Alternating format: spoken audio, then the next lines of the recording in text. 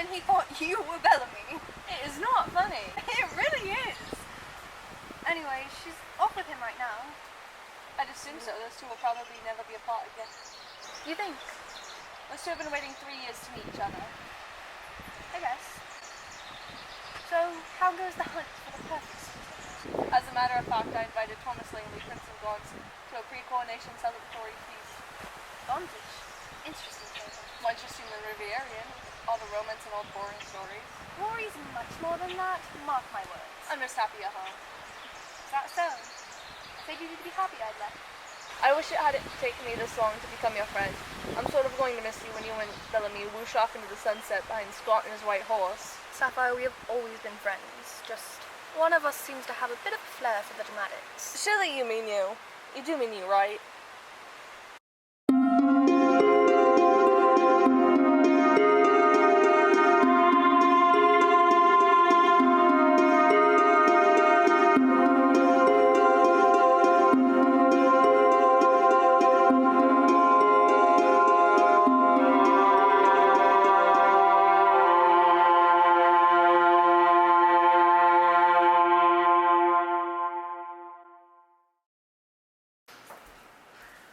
You are Princess Bellamy? I am. Only making sure. I do hope you will forgive me. I was not expecting you for a couple of days, my lord. All is forgiven, but I believe we have much to discuss. Yes, yes, we do. Over tea, then. I shall polish from my travels and we can meet in the morrow. Oh, sorry if I seem a bit straightforward. I seem a bit smitten. Well, as am I, but that does not mean you are pardoned. My, you have some nerve to come here and demand tea with me. I have been waiting for the day I could demand such a thing. Then who would I be to disappoint? I shall see you then. I can't believe it was him. It's been a long time coming, has it not? It's one of those things you talk about but never expect to actually happen. And Serafina, it did.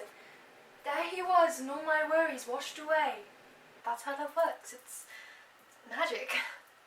I apologize.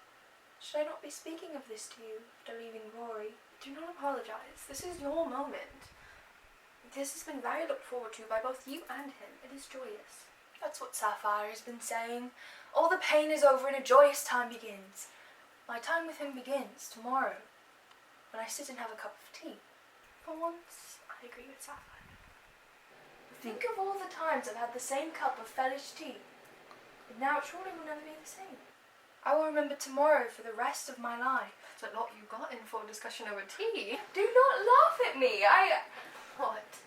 For the first time, I'm not scared of the thought of marrying him. I feel sure of myself. Sure I can Come on, spit it out. love him. I missed you very much. I missed you too. Rory, some intriguing information has just come from Felland. Princess Sapphire's coronation is in a couple of days. I've only just heard it from your mother. Why would I care? Rory, this is divine intervention. I have prayed over my intuitive feelings. I'm well off trusting my gut. Us going to Felland is exactly what needs to be done. I figure if we go, we could not only represent Riviera and make peace with Felland, but also Serafina. If I could talk to her, maybe I could convince her to... She doesn't want me. She left me. Don't be a child, act like a man, and get your love back. How could I when she doesn't want me? I cannot speak for her. However, I'm sure that that is not true. But this is our opportunity to get her back. Don't you want this? I'm doing this for you. It's too much of a risk for Rivierians to go into Felon. Now you're really acting like a child. I have lost hope. What is childish about that? Children lose hope in the things that they cannot have. Men fight for what they want. I want the truth. I want it from Serafina. I want Riviera to prosper and Felon to stumble. But in order for that to happen, we have to trust each other and trust that she'll come back if she knows what's good for her. I do trust you, Mary. And so we'll find a way to sort things out. And you feel bad for them? You feel sorry for what happened? It was for my country, and that is what seems to justify war. Well, we're gonna have to spit up a more convincing apology than that. You may enter. I had a nightmare. May I sleep with you, please? Where's Leana? She's my governess, not my nursemaid. She doesn't have to watch me sleep anymore. Even so, why can't you bother her? I mean, what in Lord's blood are we paying her for? I'd rather be with you when I'm scared. What was the dream about? Well, it was like that night when Those mean people tried to kill us. And I didn't escape the flames. I burned. God, Quinn, that's morbid. Morbid? It means disturbing. Well, in fact, that is morbid. Saph, may I please sleep with you? Yes, but do not kick me in the sleeper. I'll throw you in the flames myself.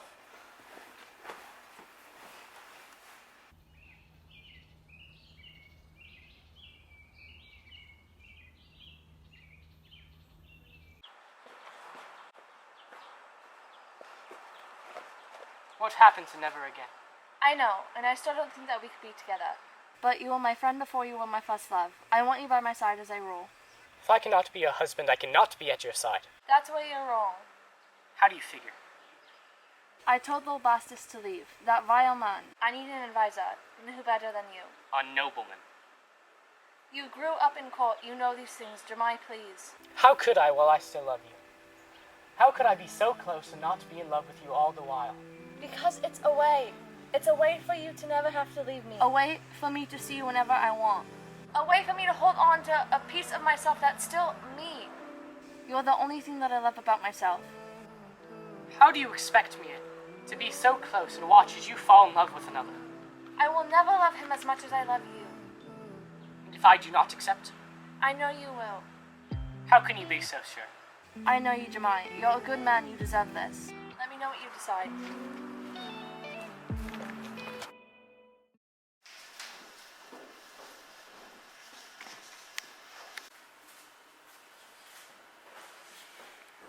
What do you need these for again? Well, like Saph says, I want to learn more about my powers and stop being afraid of them all the time. Quinn, why don't you just ask Seraphina? Or I? You guys don't know everything. I mean, ancient things. But you can't even read the Rivierian text. And that's where you come in. I never agreed to this. I'm the princess, you have to do it.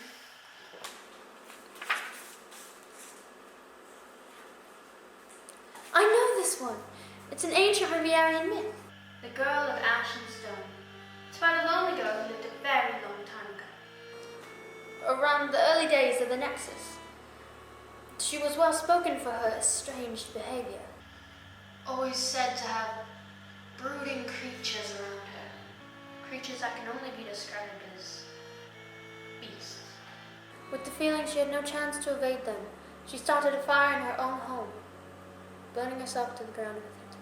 That's it? What's a horrible, wretched story? You mean wretched? That's her answer? Am I to make such an end of this? No, Quinn. I will not let it be so. There isn't much more in this book about that girl. We will need to keep reading to find out more. I promise you, you will not make the same fate. Shouldn't you be off doing things to prepare for your coronation? I took care of it all, picked out the most dazzling flowers, had linen and silk imported from Amulet for the seamstress to make me a dress. She was honoured for such an occasion. Who knew you could be so productive? I know my father would want it to be perfect, and honestly, I want it to be perfect. You seem happy lately. I'm trying to make light of the situation. This Thomas Langley fellow, you seem quite keen on him. Why is that? When the princess was gone, sent me a letter informing me of her father's need for a wife. I was certain it was the work of God. I've never heard you speak like this before. I've never heard you speak soberly, but it is not a certainty. I have plenty of other options. Are you sure marriage is the right option? Aren't you? Besides, I do not plan on getting married right away. I want to have a few choices and then end up making a decision. You never cease to surprise me. I've been reading through these old books all day. And isn't that what you wanted? I found it right, a soothsayer's account. According to this, Genova was her name. Her father set up a secret rendezvous with the village soothsayer. That is indeed interesting. Does it say anything more about your power? The amulet? Why do you have it? And without it, do you still have your powers? Well, it didn't really say anything about the amulet until a while later. But the soothsayer said trying to end what Genova started is like a war against time. These beasts, they're a different breed. They were born in darkness and they will die in darkness. In darkness? I do not like the sound of that. It says right here, the soothsayer saw what would happen to the Genova. She would try and try to rid herself of the beast and then she would throw her amulet, which was bound by her blood, into Corsi River that night, going home to light her house on fire with her inside of it. Genova, the girl of ash and stone. Whoever wears this amulet is bound to be cursed. Poor girl. She wished this thing would be over and it's not. Genova, why do you have to do this to my family and country? Stop this, please. Look at me. This curse will end with you. I do not know how, but we will find a way, I promise. You never break your promises. I never do. Henry. Oh, dear God, what happened to you? Did you fall? Yes, I fell. How? Did Scott catch you? Nothing more is wrong, I can tell. No, nothing is wrong. My face hurts, that's all. Well, then tell me about your little tea party. That bad? I'm sure it couldn't have been that bad. Tell me, did he do this to you? No. Good heavens, he did.